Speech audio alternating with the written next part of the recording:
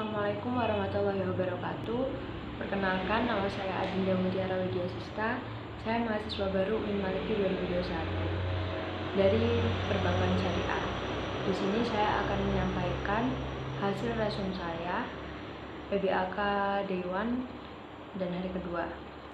Resum hari pertama yaitu peserta PBAK diikuti oleh mahasiswa baru sebanyak 3.794 orang dan angkatan 2020 yang belum lulus PBAK tahun lalu sebanyak 43 orang. Tahun ini mahasiswa baru tersebut terbagi di 7 fakultas yang berbeda, yakni di Fakultas Ilmu Tarbiyah dan Keguruan atau FITK sebanyak 963 mahasiswa, Fakultas Syariah sebanyak 596 mahasiswa, Fakultas Humaniora sebanyak 402 mahasiswa, Fakultas Psikologi sebanyak 259 mahasiswa, Fakultas Ekonomi sebanyak 579 siswa, Fakultas Saintek sebanyak 811 mahasiswa, dan Fakultas Kesehatan dan Ilmu Kedokteran sebanyak 180 orang. Materi pertama, akademik pemateri Wakil Rektor 1 UIN Malang. UIN Maulana Malik Ibrahim Malang terdiri dari 7 fakultas, ada psikologi, humaniora, syariah, ekonomi, saintek, dan tarbiyah. Kini UIN Maliki sedang berada di tahap pengakuan internasional, reputasi internasional. Oleh karena itu, UIN Maliki sedang memperbanyak event internasional, mahasiswa abroad, program studi internasional, dan lain-lain. Upaya internasionalisasi ini dilakukan dengan mendorong para dosen dan mahasiswa untuk membuat jurnal internasional. Mahasiswa diwajibkan untuk research dan mempublish jurnal nasional atau internasional sebagai tugas akhir untuk menaikkan predikat kampus. UIN Malang memadukan pengetahuan umum dan agama untuk membentuk karakter melalui Ma'had Al-Jami'ah selama 1 tahun. UIN Maliki juga memiliki beberapa fasilitas yang menaungi mahasiswanya seperti lembaga bahasa di mana ada bahasa Inggris, bahasa Arab, dan bahasa Mandarin. Rumah moderasi agama yang membentuk pemuda moderat, cinta bangsa, dan peduli Indonesia tangguh. Dan juga perpustakaan yang menyediakan jurnal-jurnal dan karya ilmiah. Perkuliahan berlangsung selama 8 semester dengan 160 sampai 150 SKS. Dengan penelitian sebagai pengabdian masyarakat, dengan mata kuliah profesi, dengan KKN, dengan yudisium, hingga akhirnya wisuda. Mata kuliah di UIN Maliki ini dijadikan sebagai pengemban kepribadian yang merupakan ciri khas UIN Maulana Malik Ibrahim Malang. Mata perkuliahan terdiri dari mata kuliah dasar, agama, bahasa, dan filsafat dengan mata kuliah fakultas yang membedakan antara fakultas dan matkul program studi yang membedakan antar prodi. Pada tahun 2021, pembelajaran dilakukan secara daring melalui platform Zoom, Google Meet, dan e-learning. Kemudian untuk sistem siakat, mahasiswa baru semester 1 dipaketkan, sedangkan semester 2 sampai seterusnya diambil secara mandiri dengan berkonsultasi dengan DPA atau dosen penasehat akademik. Perkuliahan dimulai pada tanggal 6 September sampai Desember 2021 dengan melalui UTS dan UAS. Setelah UAS, mahasiswa akan mendapatkan KHS atau kartu hasil studi di mana di sana tertera IPK. IPK berpengaruh terhadap SKS. Semakin kecil IPK, semakin sedikit. Semakin besar, maka akan semakin banyak alias cepat lulus. Mahasiswa UIN Maliki diharapkan aktif dan dapat menjadi manusia yang bermanfaat. Lanjut ke materi kedua. Pemateri yaitu Dr. Haji Ahmad Fatah Yasin, MAG. Kita adalah the best human material. Mahasiswa baru harus mengupayakan diri baik secara mental dan spiritual dalam mengikuti perkuliahan di UIN Malang. Orang yang memiliki mental spiritual memiliki 3 indikator, yaitu berpikir ilmiah. Mahasiswa baru harus melandasi pikiran dengan pengetahuan umum dan agama. Yang kedua yaitu berperilaku islami dengan cara tampil dengan style khas UIN Malang, yakni berpakaian islami dan tidak berambut gondrong, serta berbicara sopan. Yang ketiga yaitu menjadi mahasiswa yang kreatif dan terampil dalam bermasyarakat. UKM adalah wadah untuk memenuhi bakat mahasiswa. Jika akan lulus, mahasiswa dituntut untuk mengumpulkan SKKM atau Satuan Kredit Kegiatan Mahasiswa yang akan dituangkan di SKPII atau Surat Keterangan Pendamping Ijazah. Hal ini didapat dari kegiatan non-akademik dengan skor minimal 250 poin. Janganlah menjadi mahasiswa yang sekedar kuliah lalu pulang, namun jadilah mahasiswa yang juga aktif dalam berorganisasi. Kampus menyediakan beasiswa berupa prestasi akademik maupun prestasi non-akademik. Jika ingin menyampaikan aspirasi, mahasiswa bisa menyampaikannya melalui SEMA, DEMA, HMPS, atau HMJ. UIN Maliki juga memiliki akselerasi, jadi saat semester 7 diperbolehkan mengambil S2, namun dengan syarat dan seleksi yang cukup ketat. Lulusan UIN Malang tidak hanya sekedar menjadi ustadz atau ustazah atau ahli agama, tetapi juga bisa menjadi lainnya. Kita harus bangga menjadi mahasiswa UIN karena di universitas ini kita tidak hanya diajarkan ilmu pengetahuan, namun kita juga diajarkan ilmu agama. Kini Indonesia masih pandemi. Kini Kota Malang levelnya sudah turun dari level 4 menjadi level 3. Jika vaksinasi terus digalakkan, maka hal ini akan segera membentuk herd immunity yang akan segera menyelesaikan masalah ini. Resum hari kedua, yang pertama yaitu DEMA, Dewan Eksekutif Mahasiswa. Ketuanya adalah Farhan Adi Murosadi jurusan Farmasi, Wakil Ahmad Fawaid jurusan Psikologi. DEMA merupakan organisasi intrakampus yang merupakan lembaga eksekutif mahasiswa di level universitas. Fungsi DEMA yaitu sebagai pelaksana program organisasi kemahasiswaan, sebagai lembaga yang mengkoordinasikan, menginstruksikan pelaksanaan kegiatan kemahasiswaan di tingkat universitas. Tugas DEMA yaitu melaksanakan program kerja organisasi yang sudah disepakati Senat Mahasiswa, mengkomunikasikan dan menginformasikan kegiatan kemahasiswaan di tingkat universitas, melaksanakan koordinasi dan sinkronisasi kegiatan kemahasiswaan. Yang kedua yaitu SEMA, Senat Mahasiswa. Ketuanya yaitu Muhammad Adi Faroni. SEMA merupakan organisasi mahasiswa UIN Malang yang berperan sebagai lembaga legislatif yang mengordinasi DEMA, UKM, dan HMJ. Fungsi SEMA yaitu advokasi, legislasi, pengawasan, dan penganggaran. Tugas SEMA yaitu mengawasi dan mengontrol DEMA-U, memberikan persetujuan setiap kegiatan yang akan dilaksanakan oleh DEMA-U, memberikan pengesahan setiap laporan pertanggungjawaban setelah selesai agenda, memfasilitasi aspirasi mahasiswa UIN Malang dan menyalurkan kepada pihak-pihak yang bersangkutan, mengawasi setiap kebijakan dan keputusan yang diambil oleh DEMA, merancang dan menetapkan peraturan organisasi di UIN Malang, mengesahkan peraturan DEMA-U, menjadi mitra kerja DEMA-U dalam melaksanakan kebijakan organisasi kemahasiswaan. Wewenang SEMA yaitu membentuk UU yang dibahas dengan presiden mahasiswa untuk mendapatkan persetujuan bersama, menampung dan mempertimbangkan segala aspirasi mahasiswa, memberikan mandat untuk pelaksanaan pemilwa, mengawasi pelaksanaan hasil-hasil sidang SEMA-U, mengawasi pelaksanaan program kerja dan kebijaksanaan DEMA-U, turut andil dalam mengkaji permasalahan yang timbul di dalam negara dan tingkat universitas, menerima dan membahas usulan PO yang berkaitan dengan bidang tertentu dan mengikut sertakan dalam pembahasan. Lanjut ke materi kedua yaitu UKM. UKM yang pertama yaitu Menwa, organisasi bersejarah pembentukan Jenderal Ahmad Nasution tahun 1999 di Jawa Barat. Semboyannya yaitu penyempurnaan pengabdian dengan ilmu pengetahuan dan ilmu keprajuritan dengan logo simbol warna ungu artinya mulia.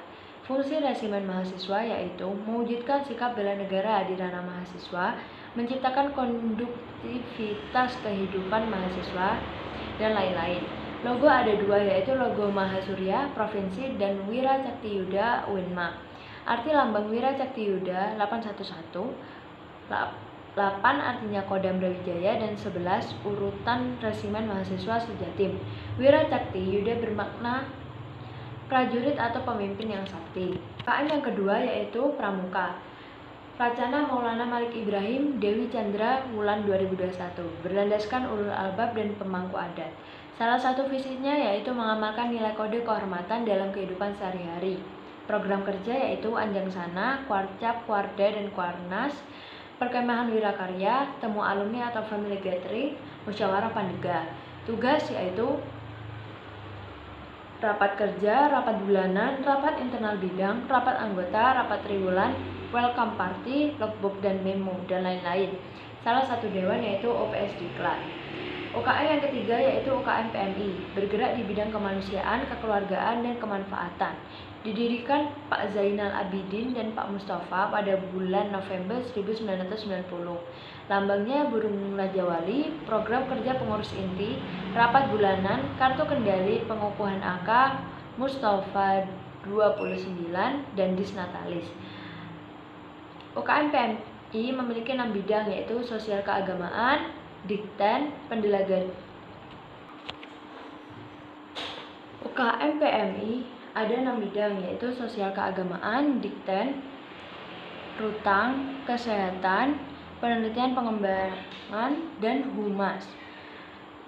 UKM yang keempat yaitu UKM GGB atau Gema Gita Bahana.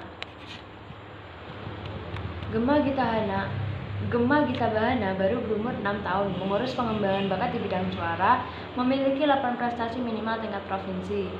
GGB mempelajari ilmu musik seperti not angka, not balok, dan lain-lain, dan ilmu keorganisasian. UKM yang selanjutnya yaitu UKM SR atau Seni Religius, lembaga otonom yang memiliki jalur koordinatif yang bergerak dalam bidang seni Islami. Tujuannya yaitu membentuk kader Islami yang beriman dan taat kepada Allah SWT dan memiliki jiwa pemimpin yang agamis, kritis, dinamis, kreatif, inovatif, serta menjunjung tinggi true dharma perguruan tinggi. Divisi dari UKM SR ini ada kaligrafi, qiraah, MC, qasidah, nasyid, sholawat, dan gambus. Selanjutnya yaitu UKM Teater. UKM Teater terdiri dari seni musik, tari, sastra, aktor, dan lain-lain. Selanjutnya UKM Mapala Tursina, organisasi pecinta alam. Kegiatan utama yaitu rekreasi, sosial, olahraga, dan ilmiah. Selanjutnya UKM Junior atau unit olahraga. Wadah memfasilitasi mahasiswa dalam bidang olahraga, menaungi 7 cabang olahraga yaitu sepak bola, bola voli, bulu tangkis, tenis meja, bola basket, sepak takraw, dan catur. Kegiatan yaitu latihan rutin, sparring partner, organisasi, dan kepanitiaan. Selanjutnya yaitu UKM Kopma Padang Bulan, dibentuk 9 Maret tahun 2000 oleh Bapak Dr. Andes Haji Irfan SHMPD. Stafnya yaitu usaha, pengurus Kopma, public relation atau pemasaran, personalia atau karyawan, big event yaitu Kopma Fair, Dikmen Regional Jatim, dan Diksar. Unit usaha Kopma, minimarket, counter pulsa, tempat fotokopi, usaha catering. Selanjutnya itu UKM Komus, Komunitas Musik Studio 3. Terdiri dari 6 departemen yaitu event organizer, departemen studio atau jantung komus, musik manajemen, departemen multimedia mengelola segala konten, departemen public relation atau pusat info eksternal, departemen social development. Spesifikasi yaitu player, ada vokal, gitar, bass, drum, keyboard, dan lain-lain, dan non-player, event organizer, sound engineering, MC, multimedia, home recording. Selanjutnya yaitu UKM Taekwondo, merupakan awal dari ranting Univ Brawijaya, didirikan pada tanggal 11 April 1995.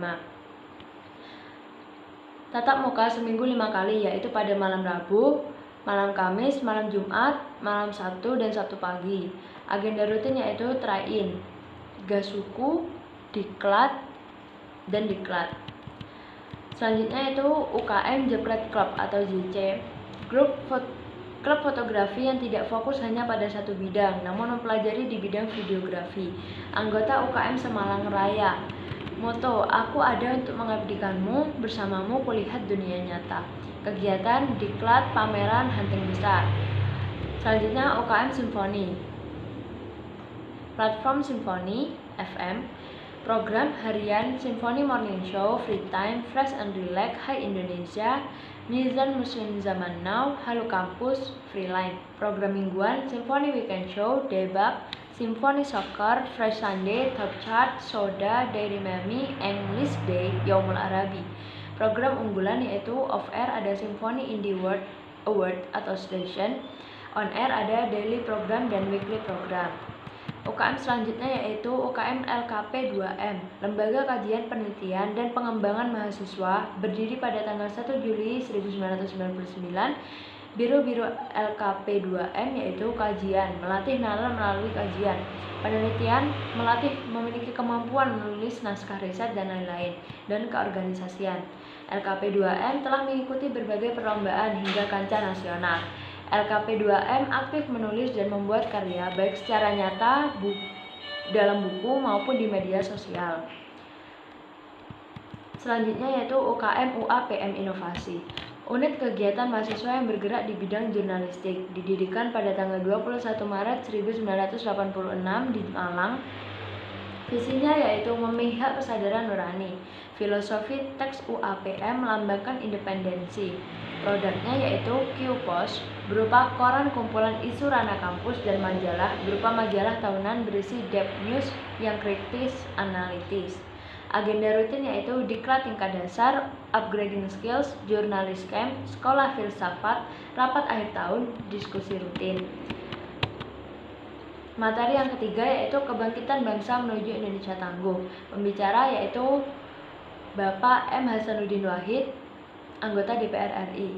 Dosen tidur gak dibayar, kalau anggota DPR tidur dibayar. Kita sebagai rakyat ingin punya mobil, ya sudah diwakili saja sama wakil rakyat. Mau jalan-jalan ke luar negeri cukup diwakili saja sama wakil rakyat. Nah, itu bahayanya wakil rakyat. Mereka harusnya sadar bahwa mereka itu jongosnya rakyat, harus melayani rakyat. Saya bisa sampai sini itu ya karena UIN Malang. Saya diajari banyak oleh UIN Malang. Dulu saya sempat dipilih menjadi HMJ dan juga Presiden BEM. Semua gamblingan ini berasal dari UIN Malang. UIN Malang yang menjadikan saya seperti ini. Saya tidak pernah malu dibilang alumni UIN Malang, agar stereotip lulusan UIN Malang tidak hanya menjadi ustadz. Lulusan UIN Malang ini bisa menjadi anggota DPR. Alumni UIN Malang itu bisa berkiprah di mana saja. Kita ingin lahir dari UIN ini ahli-ahli di berbagai bidang, agar nama UIN Maulana Malik Ibrahim ini senafas sesuai dengan Maulana Malik Ibrahim yang sukses pada masanya. Sampai saat ini tidak ada yang bisa menemukan obat COVID-19. Kunci menanggulangi COVID-19 adalah vaksinasi agar mencapai herd immunity atau kekebalan skala besar. Kunci yang kedua adalah disiplin prokes. Orang Indonesia kurang disiplin prokes, jadi susah COVID untuk hilang. Tingkat pemahaman COVID di Indonesia itu rendah, memakai masker saja susah, gimana mau sembuh dari COVID. Pertumbuhan ekonomi karena COVID semua turun, semua negara turun, tapi kita sudah mengalami kenaikan dari year of year, kita naik sekitar 7%. Melemahnya daya membeli karena efek PPKM membuat masyarakat malas untuk membeli, lalu terjadi inflasi tipis dan juga banyak yang kehilangan pekerjaan akibat pandemi COVID-19. Tercatat lebih dari 50.000 buruh di PHK sejak awal 2021. Tingkat pengangguran akan lebih banyak di bulan Agustus 2021. Sekarang kita berada di era digital 4.0 dan akan menuju 5.0, yaitu seperti memakai hologram. Kata pepatah, siapa yang ingin memajukan dunia, dia harus pandai IT. Barang siapa yang tidak bisa menjadi mahir dalam IT, maka akan menjadi budak dunia. 3 kekuatan pengubah dunia adalah kemajuan teknologi, agama, dan pasar. Peran dan peluang UIN, arus utama pengembangan teknologi digital, link dan match dengan sektor industri, menjadi kekuatan sosio-teknopreneur, epicentrum ajaran agama inklusif. Cara bekerja pada masa depan adalah munculnya jenis pekerjaan baru akibat digitalisasi dan otomatisasi. Cara menjadi generasi unggul yaitu dengan keagungan moral dan spiritual, gandrung ilmu pengetahuan, memiliki digital quotient, kesolehan atau peduli sosial. Barang siapa yang mau kuasai dunia harus dengan ilmu, mau kuasai akhirat harus dengan ilmu. Kalau mau keduanya maka kuasailah dengan ilmu. Kita harus mempunyai kecerdasan emosional, tidak hanya kecerdasan digital. Materi selanjutnya yaitu apa itu moderasi dalam Islam? Definisi moderasi secara etimologi secara etimologi atau wasatiyah berarti jalan tengah atau middle path, posisi tengah atau berkeadilan. Secara terminologis, pemahaman praktek keagamaan yang menjunjung tinggi kesetaraan, keberagaman, toleransi dengan berpijak pada prinsip tawazun antara resiko atau logika, teks serta konteks. Dasar teologis adalah Al-Quran, Surah Al-Baqarah ayat 143, beberapa hadis dan Sahih Bukhari. Kenapa moderasi penting di Indonesia? Karakter Islam sebagai agama rahmatan lil alamin yang menjunjung tinggi keadaban Islam dan harmoni inter dan antar pemeluk agama. Historitas Islam di Indonesia. karakter masyarakat Indonesia yang lekat dengan kesantunan dan harmoni, ideologi bangsa Pancasila, dan moto Bhinneka Tunggal Ika. Isu-isu politik yang terkait dengan Timur Tengah dan politik global, baik secara langsung ataupun tidak, dapat mempengaruhi pemahaman dan sikap keberagaman masyarakat Indonesia, serta mengganggu agenda moderasi Islam seperti konflik Palestina versus Israel, aliansi politik Arab-Amerika, oil, politik nepotism and hypocrisy. Peran mahasiswa UIN Malang. Mahasiswa harus memerankan diri sebagai agent of change dalam menguatkan dan mendesimisasi agenda moderasi. Mahasiswa harus mengedepankan kepentingan kebangsaan dan keagamaan yang sesuai dengan prinsip moderasi. Mahasiswa UIN harus cerdas akademik, religius, dan berkebinekaan. Mungkin itu saja hasil resume saya. Mohon maaf apabila ada kesalahan. Wassalamualaikum warahmatullahi wabarakatuh.